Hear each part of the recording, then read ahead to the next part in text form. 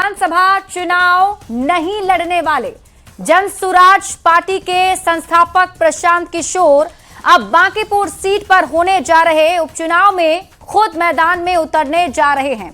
नितिन नवीन के राज्यसभा सदस्य बनने पर खाली हुई पटना की इस बेहद हाई प्रोफाइल सीट को लेकर सियासत गर्म हो गई है, क्योंकि पीके की एंट्री से महागठबंधन में दरार नजर आने लगा है। क्योंकि आरजेडी ने इस सीट पर कैंडिडेट का ऐलान कर दिया है, रेखा गुप्ता आरजेडी उम्मीदवार होंगी, तो वहीं कांग्रेस ने भी यहां कैंडिडेट उतारने के संकेत दे दिए हैं। आज से नामांकन का दौर भी शुरू हो चुका है। ऐसे में सवाल यही कि बांकीपुर में किसके बीच मुकाबला होने जा रहा है, ये रिपोर्ट देखिए।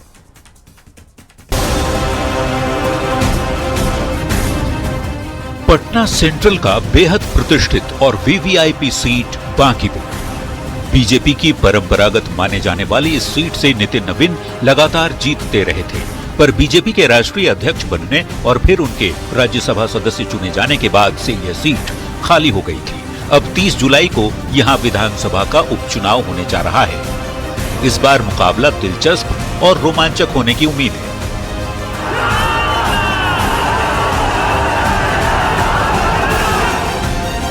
क्योंकि जनसुराज के संस्थापक प्रशांत किशोर ने इस उपचुनाव में खुद मैदान में उतरने का ऐलान कर दिया है। मेरा ऐसा विश्वास है कि बिहार के सबसे प्रबुद्ध और समृद्ध मतदाता बिहार में एमएलए बनाने के लिए नहीं, सरकार बनाने और हटाने के लिए नहीं, बिहार में एक नई राजनीतिक शुरुआत के लिए वोट करेंगे और निश्चित तौर पर उनके सामने अब एक विकल्प है, उस विकल्प के पक्ष में वो खड़े होंगे, ऐसा मेरा विश्वास है।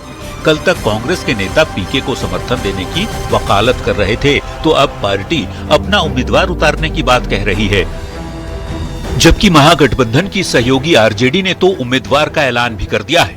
रेखा गुप्ता पार्टी की ओर से प्रत्याशी होंगी। श्रीमती रेखा गुप्ता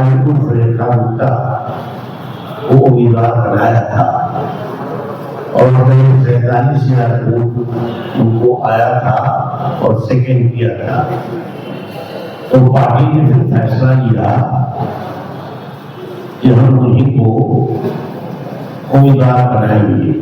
श्रीमती रेखा गुप्ता को उम्मीदवार बनाया था और 43,000 वोट उनको आया था और सेकंड किया था, तो पार्टी ने फिर फैसला लिया कि हम उन्हीं को उम्मीदवार बनाएंगे। बयानों से साफ है, बांकीपुर उपचुनाव को लेकर विपक्षी दलों में सिर फुटअव्वल शुरू हो गया है। 6 जुलाई से नामांकन शुरू हो चुका है। ऐसे में उपचुनाव से पहले ही कांग्रेस आरजेडी में भिड़ंत पर एनडीए नेताओं ने तंज कसा है। सुनिए। बांकीपुर में विपक्ष की लड़ाई भाजपा से नहीं, आपस में है। जनसुराज अलग उम्मीदवार उतार रहा है, राजद अलग दावा कर रहा है और कांग्रेस भी मैदान में उतरने की बात कर रही है। चाहे वो तेजस्वी यादव हो या कांग्रेस हो, तेजस्वी यादव तो यूरोप के यात्रा पे चले गए और कांग्रेस पार्टी तो पहले से ही बिखरी हुई है। दोनों में सिर्फ फिटौवल चल रहा है। बीजेपी और जेडीयू के नेताओं ने कहा है कि विपक्ष की लड़ाई एनडीए से नहीं बल्कि उनकी आपस में ही है। ऐसे में बिखरे विपक्ष पर जनता कभी भरोसा नहीं करेगी। अब जनता किस पर भरोसा करेगी, ये तो 3 अगस्त को आने वाले नतीजे ही तय करेंगे। पर चुनावी ताल जिस तरह से हर कोई ठोक रहा है, उससे यही सवाल उठ रहे हैं कि बांकीपुर में किसके बीच होगा मुकाबला।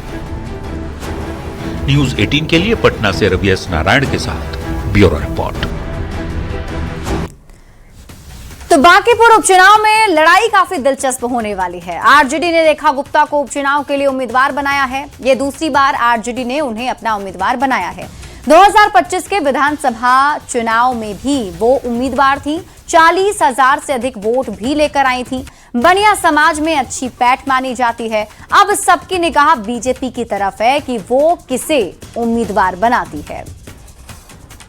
बांकीपुर उपचुनाव काफी दिलचस्प होता जा रहा है। कल जनसुराज के पीके ने उम्मीदवारी जताई है और उम्मीदवार बने हैं, और आज राष्ट्रीय जनता दल ने रेखा गुप्ता को बांकीपुर उपचुनाव में अपना उम्मीदवार बनाया है। काफ़ी दिलचस्प मुकाबला देखने को मिलेगा। अब निगाहें सबकी बीजेपी पर है कि बीजेपी किसे अपना उम्मीदवार बनाती है। रेखा गुप्ता पर आरजेडी ने दूसरी बार विश्वास जताया है। इससे पहले जब उनको उम्मीदवार बनाया था तो 40,000 से अधिक वोट वो ला पाई थी। काफ़ी अच्छी बैठ है, वैश्य समाज में बढ़िया खिसियाती हैं। तो राजद ने इस बार उन्हें उम्मीदवार बनाया है और कहीं ना कहीं जो बांकीपुर उपचुनाव है उसकी लड़ाई है वो काफ़ी दिलचस्प हो गई है। और अब सबकी निगाह सिर्फ इस बात पर टिक गई है कि बीजेपी किसे उम्मीदवार बनाती है, क्योंकि बीजेपी में जोरदार मंथन चल रहा है। कल भी कोर कमेटी की बैठक हुई कि बांकीपुर से कौन उम्मीदवार होगा और लगातार बैठकों का दौर जारी है। ऐसे में ये देखना दिलचस्प होगा कि बीजेपी किसे उम्मीदवार बनाती है। और बांकीपुर जो कि बीजेपी का गढ़ माना जाता था, इस बार बीजेपी ले जाती है या कुछ खेला होने की संभावना है। लेकिन पलड़ा कहे तो बीजेपी का ही भारी है, क्योंकि पिछले कई बार से बीजेपी के उम्मीदवार वहां चुनाव जीतते आए। खुद जो राष्ट्रीय अध्यक्ष नितिन नवीन है वो वहां से उम्मीदवार रहते थे। तो कहीं ना कहीं बीजेपी पर सबकी निगाह है कि बीजेपी किसे उम्मीदवार बनाती है। और राजद ने आज रेखा गुप्ता को बांकीपुर उपचुनाव से अपना उम्मीदवार घोषित किया है। न्यूज 18 पटना से धर्मेंद्र कुमार। बांकीपुर विधानसभा उपचुनाव को लेकर सियासी संग्राम की शुरुआत हो चुकी है। जनसुराज और आरजेडी ने अपने अपने उम्मीदवार को उतार दिया है। बीजेपी किसे मौका देती है, इस पर सबकी निगाहें टिकी हुई हैं और इसको लेकर आम लोगों में भी काफी दिलचस्पी दिख रही है। लोगों का कहना है कि बीजेपी और महागठबंधन में सीधी टक्कर है। लोग प्रशांत किशोर को कोई फैक्टर नहीं मान रहे हैं। बांकीपुर विधानसभा उपचुनाव की घोषणा होने के बाद उम्मीदवारों के नाम पर कई चर्चाएं हो रही हैं। भारतीय जनता पार्टी से उम्मीदवार कौन होगा, आरजेडी ने भी लगभग अपने उम्मीदवार तय कर दिए हैं। दूसरी ओर प्रशांत किशोर भी चुनावी मैदान में उतरने की तैयारी कर चुके हैं। इस वक्त हमारे साथ बांकीपुर विधानसभा क्षेत्र के कुछ लोग मौजूद हैं, जो वोटर हैं वो मौजूद हैं। उन लोगों से हम बातचीत करते हैं। ये बताइए, चुनाव की घोषणा हो गई, उपचुनाव की, और अब तैयारी किस तरीके से आप लोग यहाँ पर देख पा रहे हैं? और चूंकि नितिन नवीन जो कि अब भारतीय जनता पार्टी के राष्ट्रीय अध्यक्ष, उन्होंने इस्तीफा दे दिया, अब नए बीजेपी के उम्मीदवार आएंगे उनकी जगह पर। नितिन नवीन जी का तो सिटिंग सीट था उनके फादर से लेकर के कंटिन्यू, और जितना दिन रहे वो बेहतर अपना समझ जहाँ तक था उनका काम किए। अब देखना होगा कि बीजेपी किस तरह के कैंडिडेट यहाँ उतार पा रही है इस चुनाव में। फिर से अब यहाँ उपचुनाव होना है, भारतीय जनता पार्टी का उम्मीदवार होगा, नितिन नवीन भी यहाँ पर आएंगे, लेकिन दूसरी ओर प्रशांत किशोर भी हैं और रेखा गुप्ता भी हैं, जिन्हें लगभग 45,000 से भी अधिक वोट पिछले चुनाव में आए थे। किसी भी पार्टी का कोई बने मायने वो नहीं रखता है। मायने वो रखता है कि वहाँ का क्या विकास हो रहा है, ये ज़्यादा मायने रखता है। किसी भी पार्टी का वहाँ विधायक बन जाए, बीजेपी हो, आरजेडी हो, कांग्रेस हो, कोई भी हो, वो ज़्यादा मायने नहीं रखता। बस किसी तरह से उस क्षेत्र का विकास होना चाहिए। हम किसी पार्टी का वो नहीं है, समर्थन में नहीं है कि कोई बीजेपी वहाँ जीते, आरजेडी जीते, कोई भी जीते, वो मायने नहीं रखता है मेरे लिए। जो भी उम्मीदवार हो, काम अच्छा करे, क्षेत्र का विकास करे, ऐसे उम्मीदवार हो, चाहे किसी पार्टी का हो। बीजेपी से होंगे कोई जो काम बढ़िया करेंगे तो जाएंगे ही। जैसा अभी तक लग रहा है कि बीजेपी के ही आना ही चाहिए। मैं यही कहूँगा आपके चैनल के माध्यम से कि इस बार जो है ना, फिर बांकीपुर विधानसभा क्षेत्र भारतीय जनता पार्टी के खाते में जाएगा। अभी जो स्थिति है, जब तक यहाँ देश में आंदोलन बढ़िया से नहीं होगा और इन लोग को जब तक सत्ता से नहीं जब तक ये हटेगा, तब तक ये परिणाम तय है कि कौन जीतेगा। यदि हम बात करें बांकीपुर विधानसभा उपचुनाव की, तो काफ़ी दिलचस्प मुकाबला होगा, क्योंकि एक ओर भारतीय जनता पार्टी के उम्मीदवार होंगे, दूसरी ओर महागठबंधन, तो तीसरी ओर खास तौर पर प्रशांत किशोर ने भी ताल ठोक दी है इस बार बांकीपुर विधानसभा उपचुनाव में चुनाव लड़ने के लिए। कैमरा पर्सन मनीष जुनेजा के साथ शैलेंद्र, न्यूज 18 पटना। बीजेपी की ओर से देश भर में आज श्यामा प्रसाद मुखर्जी की जयंती पर कार्यक्रमों का आयोजन किया गया और इस मौके पर बिहार सरकार ने बड़ा ऐलान भी किया है। मुख्यमंत्री सम्राट चौधरी ने घोषणा की है कि श्यामा प्रसाद मुखर्जी के नाम पर प्रदेश के सभी जिला मुख्यालय में सड़क और पार्क का नाम किया जाएगा।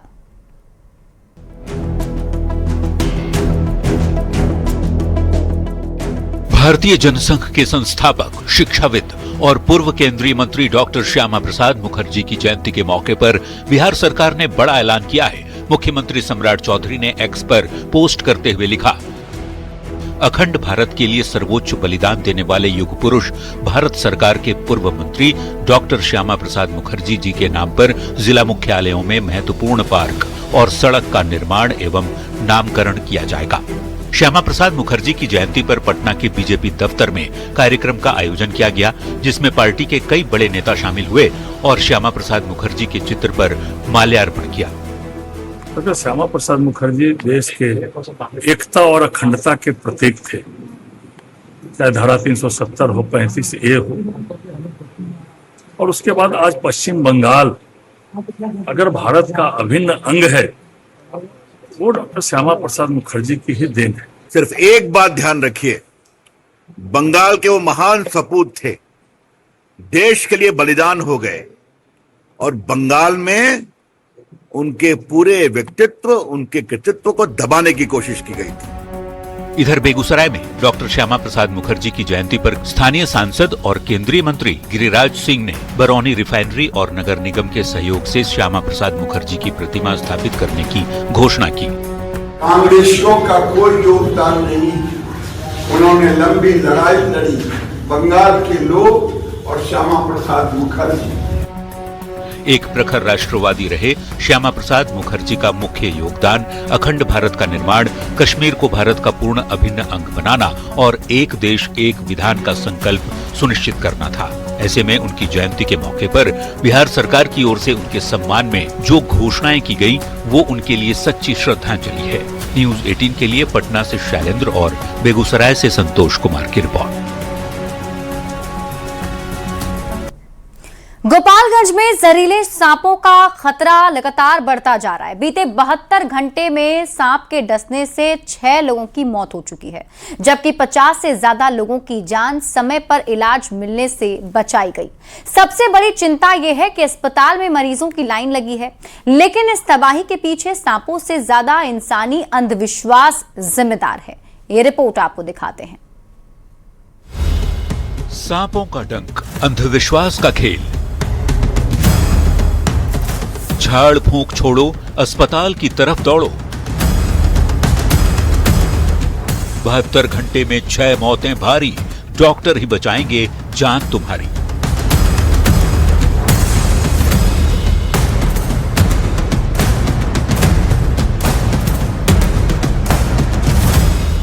बरसात का मौसम, खेतों और गलियों में भरा पानी और उसी के साथ जहरीले सांपों का बढ़ता खतरा।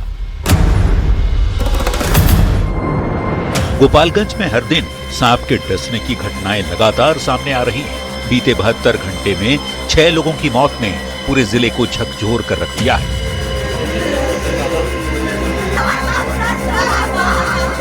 यह रोते बिलखते परिजन, अस्पताल की बेड में लेटे मरीज किसी बीमारी से ग्रसित नहीं हैं, बल्कि सांप के काटने से प्रभावित हैं। किसी ने अपनी मां, किसी ने अपनी पत्नी, तो किसी ने अपने बच्चे को खोया है। तस्वीरें डराने वाली हैं। 5 जुलाई को जादूपुर के सिहोरवा गांव में खेत में काम करने गई एक महिला की सांप के काटने से मौत हो गई। वहीं इसके ठीक एक दिन पहले 4 जुलाई को बैकुंठपुर के महुआ गांव में एक मासूम बच्चे ने तड़प तड़प कर दम तोड़ दिया। सरकारी आंकड़ों की माने तो स्थिति बेहद चिंताजनक है। सदर अस्पताल में हर रोज 12 से 15 मरीज जिंदगी और मौत के बीच जंग लड़ते पहुंच रहे हैं। हालांकि राहत की बात यह है कि डॉक्टरों की मुस्तैदी की वजह से अब तक 50 से ज्यादा लोगों की जान बचाई जा चुकी है। लेकिन सवाल यह है कि आखिर ये मौतें क्यों हो रही हैं? डॉक्टरों और प्रशासन का कहना है कि मौत की असली वजह सांप का जहर नहीं, बल्कि समय पर इलाज न मिलना और अंधविश्वास है। लोग सांप के काटने के बाद अस्पताल भागने की बजाय ओझा गुणी के चक्कर में पड़कर झाड़ फूंक में कीमती समय बर्बाद कर देते हैं। हालात को देखते हुए जिला प्रशासन ने कड़ा रुख अपनाया है और लोगों से अपील की है कि सांप काटने पर झाड़ फूंक के चक्कर में बिल्कुल ना पड़े। बिना वक्त गंवाए सीधे नजदीकी अस्पताल में इलाज कराएं। प्रभावित अंग को ज्यादा हिलने डुलने न दें, उन्हें बांध कर रखें। सरकारी अस्पतालों में सांप के जहर की दवा मुफ्त मिल रही है। अंधविश्वास के चक्कर में नहीं पड़ने और इलाज कराने के लिए भी जिला प्रशासन लगातार अपील कर रहा है। अगर बात करें बीमार लोगों की, तो हर रोज 10 से 12 लोग सांप के डसने से पीड़ित होकर अस्पतालों में पहुंच रहे हैं। सभी अस्पतालों में एंटी स्नेक वेनम भी पर्याप्त मात्रा में उपलब्ध कराई गई है, ताकि मरीजों की इलाज में किसी तरह की कोई कोताही या फिर लापरवाही न हो सके। याद रखिए, सांप के काटने का इलाज सिर्फ और सिर्फ डॉक्टर के पास है, किसी तांत्रिक के पास नहीं। आपकी एक लापरवाही या अंधविश्वास किसी अपनों की जान ले सकता है।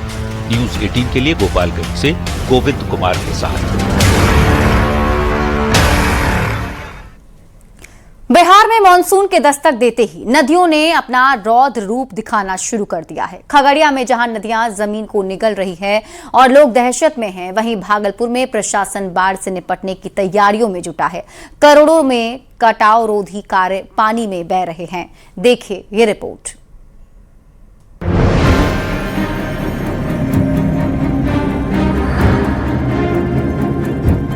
मॉनसून की शुरुआत के साथ ही तबाही का मंजर दिखने लगा है। खगड़िया में कोसी नदी के जल स्तर में बढ़ने मात्र से ही भीषण कटाव शुरू हो चुका है। चौथम प्रखंड की सरसबा पंचायत का शिशवा गांव इस वक्त कोसी के गुस्से का सामना कर रहा है। तस्वीरें गवाह हैं कि कैसे गांव की पक्की सड़क धीरे धीरे कटकर नदी में समा रही है। नदी के मुहाने पर बसे करीब 150 परिवारों की रातों की नींद उड़ चुकी है। लोग इस खौफ के साए में दिन रात गुजारने को मजबूर हैं कि न जाने कब उनका आशियाना नदी की धारा में बह जाए।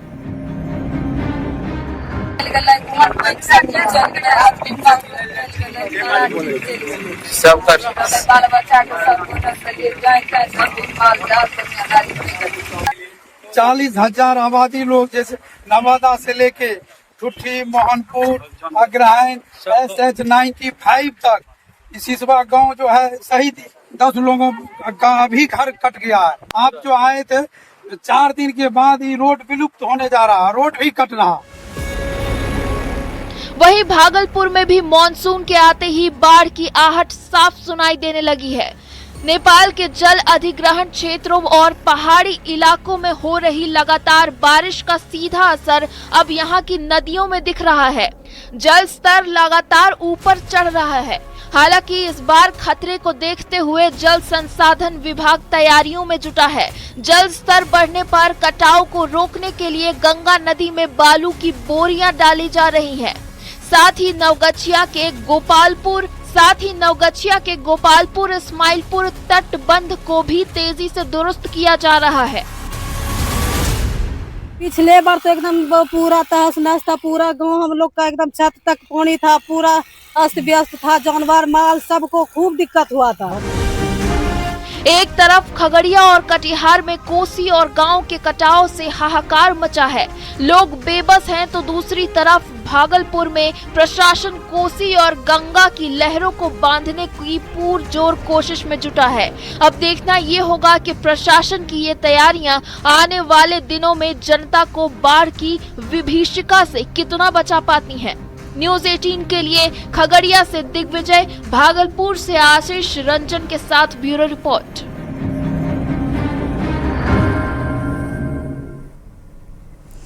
और इस बीच रुक कर लेते हैं बड़ी खबर की ओर। बड़ी खबर आपको छपरा से बताते हैं, जहां मेडिकल कॉलेज में आउटसोर्सिंग पर तैनात 300 से ज्यादा सफाई कर्मचारी और सुरक्षा कर्मियों की बहाली रद्द कर दी गई है, जिसके कारण कर्मचारी अब आक्रोशित हो गए हैं और कैंपस में ये सभी कर्मचारी हंगामा कर रहे हैं। नवनिर्मित मेडिकल कॉलेज में इस हंगामे के कारण अफरा तफरी की स्थिति भी बन गई। बाद में मौके पर पहुंची पुलिस ने लोगों को शांत कराया है।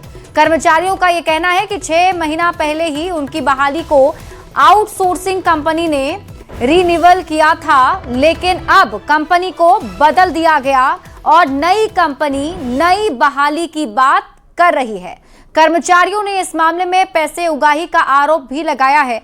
जब इस मामले में कॉलेज के प्राचार्य प्रोफेसर डॉक्टर CP जायसवाल से बात की गई तो उन्होंने कहा कि सरकार की पॉलिसी है और इस पर कॉलेज प्रबंधन का कोई लेना देना नहीं है। आजकल चल रहा है वो बिजनेस टूट जाना चाहिए सर। 6 महीना साल भर के अंदर ठेका करते हैं, ठेका में फिर गरीब मार पीसा जाता है सर। आम गरीबों के साथ इस तरीके का 50,000, 60,000, 1 लाख रुपया का डिमांड नहीं होना चाहिए।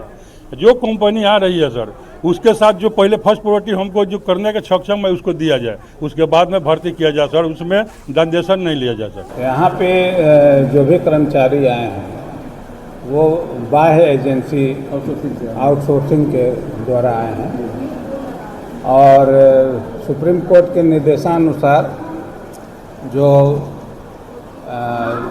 सरकार चिट्ठी निकाली है उसको अनुपालन के लिए, उसमें 4 सप्ताह में एजेंसी जो इस डिस्ट्रिक्ट के लिए चिन्हित है उसको देना है और जो पहले से कार्य कर रहे हैं उनको उनके जगह पे मतलब उनको देना है।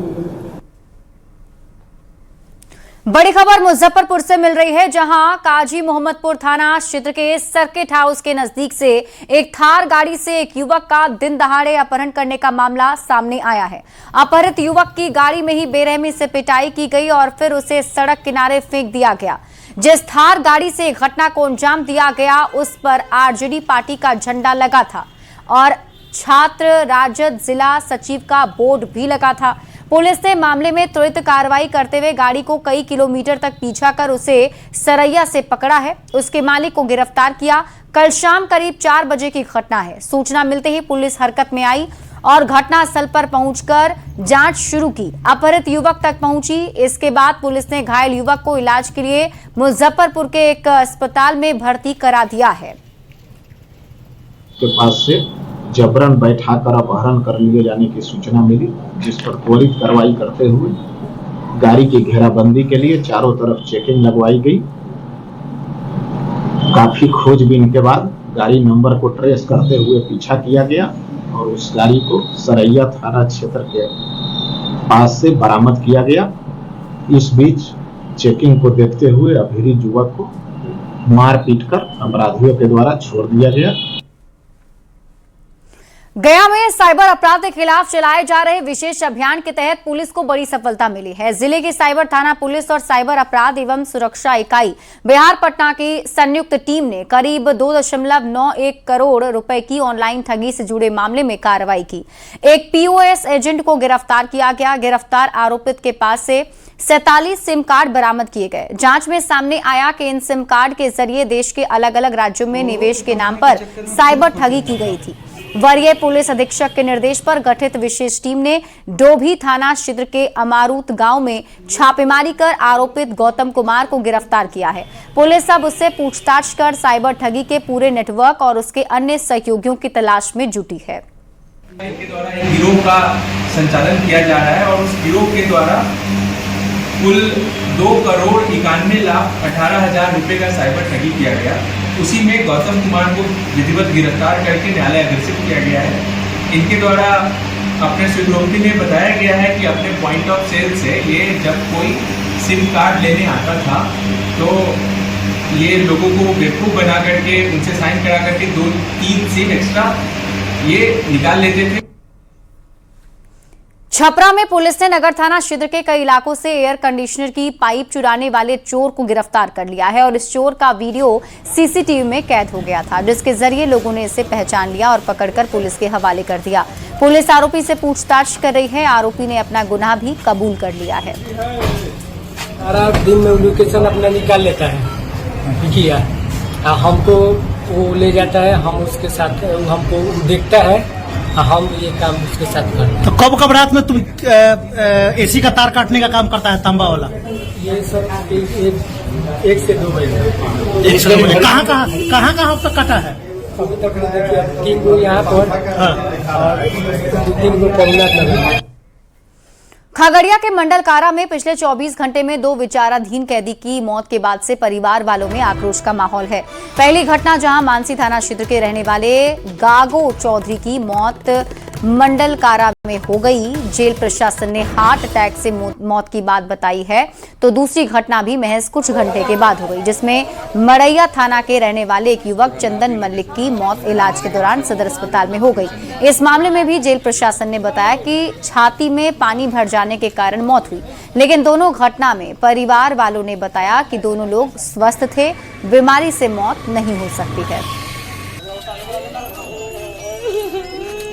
लिए वेट करे आदमी से वेट कर लिए कहीं कुछ आदमी कुछ नहीं रहे, बढ़िया बोले रे, बढ़िया खा रहे पिए रे। परसों वेट करके गेले छिए, कल शाम में गेले, रात में गेले, कल के तुम आदमी बहुत सीरियस है, सदर हॉस्पिटल में भर्ती कर दिए हैं, टिप्पा दे दिए। सब मुर्ख आदमी कुछ नहीं जानते हैं सर। बहुत तुम रात में बेल हो जाएगा, बोरे छूट जाएगा, टिप्पा दे दो, हम दे दिए सर। वहाँ से चले 4-5 बजे भोर में फोन के लिए तुम आदमी खत्म हो गया। मार दिया पेट में, पेट दिखाता है कि पूरा पेट फुला हुआ, मुंह फुला हुआ। जो आदमी से मुलाकाती करने आया है उस आदमी बढ़िया से उसको दिया है, सब चीज खरीद के बच्चा बढ़िया से बात विचार उसको किए थे और परसों घर आए थे लेके उसको सब चीज लेके। मेरा मानना है कि जो जिला प्रशासन है, जो यहाँ का स्थानीय जिला प्रशासन है, डीएमएसपी हैं, उनको एक बार जेल के अंदर में जाकर कि जेल में आखिर चल क्या रहा है, वहाँ क्या अंदर में दिक्कत है, क्यों ऐसा कारण हो रहा है, मारपीट से मौत हो रही है कि बीमारी है, और बीमारी है तो फिर जेल प्रशासन के पास वहाँ डॉक्टर होना चाहिए और एक जाँच का विषय है।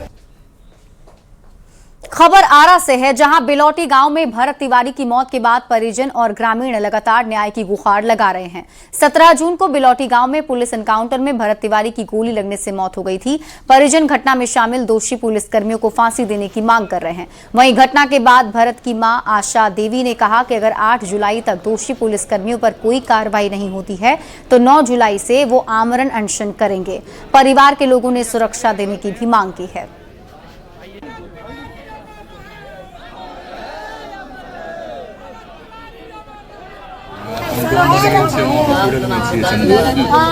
ये तो बोल रहे हैं कुछ कहानी है कि लेना फांसी चाहिए। जेकर जेकर हाथ बा, एसटीएम के में हाथ बा, जेकर जेकर हाथ बा, जी मरले ओकरा फांसी चाहिए। खाली आश्वासन नहीं मिला था 18 ये मिला था बस। कुछ होगा तब तो हम बोलेंगे, चाहे कुछ बोलेंगे, कुछ हो ही नहीं रहा है। मर्डर करके खुलेआम घूम रहा है। आप लोग क्या मांग कर रहे हैं? उन लोगों को गिरफ्तार करके फिर फांसी दिया जाए, ऐसा सजा दी जाए कि लोग याद रखें। ये लोग गुंडागर्दी बढ़ते जा रहा है। प्रशासन का जो बिहार पुलिस, ये लोग गुंडागर्दी बढ़ते जा रहा है, सबका हत्या करते चल रहा है। ये लोग को ऐसा सजा दिया जाए ना, ऐसा सजा दिया जाए जुगों जुगों तक याद रखा जाए। वहीं मामले पर जेडीयू के राष्ट्रीय कार्यकारी अध्यक्ष संजय झा ने एक बार फिर से कहा है कि न्यायिक जांच शुरू हो चुकी है। जो भी रिपोर्ट आएगी उसके आधार पर दोषियों के खिलाफ कार्रवाई की जाएगी। बिहार के कैबिनेट ने फैसला किया, कैबिनेट ने फैसला किया कि जुडिशियल कमीशन बना करके जांच हो, और वो गए भी वहां पर। जुडिशियल कमीशन के जो जिनको जवाबदेही मिला है वो जा करके वहां मिले भी हैं और इंक्वायरी कर रहे हैं, और टाइम बॉन्ड इंक्वायरी। ये भी नहीं कि तो ये विश्वास एनडीए सरकार पर और मुख्यमंत्री सम्राट चौधरी जी पर रखना चाहिए कि जब उन्होंने कमीशन बनाया, कमीशन बनाने का उद्देश्य क्या था कि दूध का दूध और पानी का पानी हो, इसलिए न बनाया जाता है कमीशन। कमीशन बनाया गया, कैबिनेट ने बना दिया है, तो लोगों को कमीशन के फाइंडिंग का इंतजार करना चाहिए। और बिहार में एनडीए सरकार और मुख्यमंत्री सम्राट चौधरी जी, जो भी कमीशन का रिपोर्ट होगा निश्चित रूप से उस पर कार्रवाई होगी। इधर बिहार के लघु जल संसाधन मंत्री संतोष सुमन ने भी भरत तिवारी एनकाउंटर मामले पर बयान दिया है। दरअसल मंत्री अशोक चौधरी ने कल भरत तिवारी के घर का दौरा किया था और इंसाफ का भरोसा भी दिलाया था। अशोक चौधरी के भरत के घर जाने के सवाल पर संतोष सुमन ने कहा कि पूरे मामले की गंभीरता से जांच हो रही है, किसी भी दोषी को छोड़ा नहीं जाएगा। समझते हैं कि जब कोई जांच हो रहा है और सर्वोच्च जांच है, न्यायिक जांच है, तो जब तक उस जांच का फलाफल नहीं आए तो हम सबको कोई टिप्पणी नहीं करनी चाहिए, हम सबको परहेज करनी चाहिए। आप विश्वास रखिए हमारी सरकार पर, माननीय मुख्यमंत्री जी पर। जांच स्पष्ट सब चीज कर देगा, ट्रांसपेरेंट है, और जो भी बातें हैं सारी कार्रवाई उस पर हो रही है। इस पर अब हम नहीं समझते हैं कितना बोलने की जरूरत, लेकिन इस तरह का राजनीति जो होता है ना, हम समझते हैं जनता को दिग्भ्रमित लोग करते हैं। अकाउंटेबिलिटी आपकी जनता का सेवा करना है, जनता के लिए विकास करना है। कोई रातों रात चमकने के चक्कर में कुछ न कुछ करते हैं, करने की